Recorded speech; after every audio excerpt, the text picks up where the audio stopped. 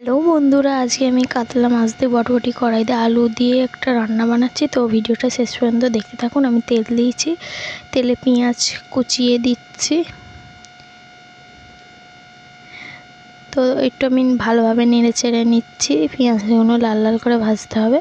তো আমি লঙ্কা গুঁড়ো দিয়ে দিলাম, দিয়ে আবার একটু ভালোভাবে নেড়ে চেড়ে নিচ্ছি।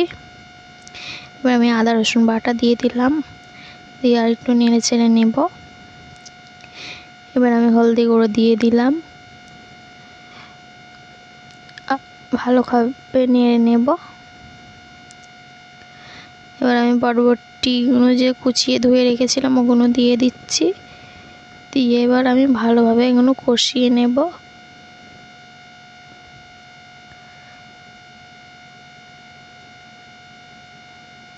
তো আমার কষানোর জন্য একটু সামান্য পরিমাণ পানি দিয়ে কষিয়েছি। তো এবার আমি লবণ দেব। তো লবণ দেওয়া হয়ে গেছে, আর একটু ভালোভাবে কষিয়ে নেব যাতে বরবটি কড়াইগুলো গলে যায়। তো এবার আমি আলু কুচিয়ে রেখেছিলাম, ওই আলুগুলো দিয়ে দেবো। মাছের আলু কুচিয়ে রেখেছিলাম লম্বা লম্বা করে, আলুগুলো দিয়ে এবার আমি ভালোভাবে কষবো। তো আমি একটু জিরে গুঁড়ো দিয়ে দিলাম, দিতে ভুলে গেছিলাম, ধনে গুঁড়ো জিরে গুঁড়ো দিয়ে দিলাম। তো কাঁচা লঙ্কা কুচিয়ে রেখেছিলাম দিয়ে দিলাম, টমেটোর কুচি দিয়ে দিলাম, দিয়ে এবার আমি ভালোভাবে কষে নেব। তো কষা হয়ে গেছে, আমি এবার পানি দেব, দিয়ে আবার একটু কষবো। তো এবার আমি পানি ঢেলে দিলাম, দিয়ে এবার আর একটু পানি ঢেলে দেব, কারণ আলুগুলো যাতে ভালোভাবে সিদ্ধ হয়।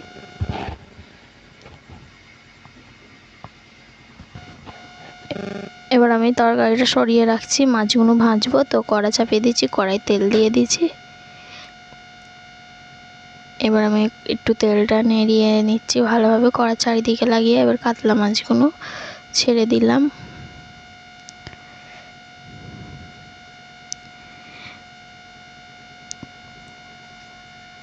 কাতলা মাছগুলো ছেড়ে ভালোভাবে উল্টে পাল্টে ভেজে নিতে হবে।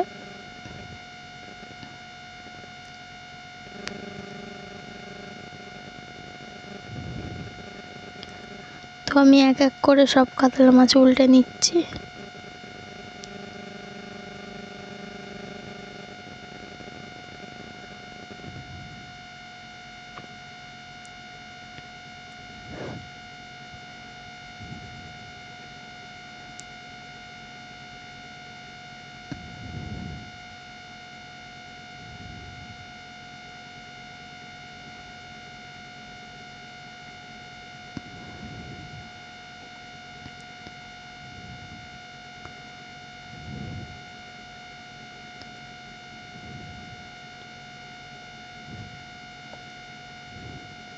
তো কাতলা মাছগুলো আমার ভাজা কমপ্লিট, আমি একটা জায়গায় তুলে নিচ্ছি।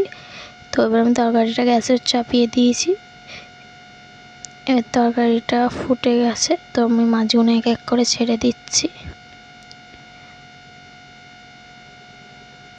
তো মাছগুলো আমি ছেড়ে দিয়েছি, ভালোভাবে নাকড়িতে ডুবিয়ে দিচ্ছি মাছগুলো, যাতে ভালোভাবে হয় সব কিছু। তো আমার একটু পানি কমে গেছে, তো আর একটু পানি দিয়ে দিলাম। তো এবার আমি ঢাকা চাপা দিয়ে দেব।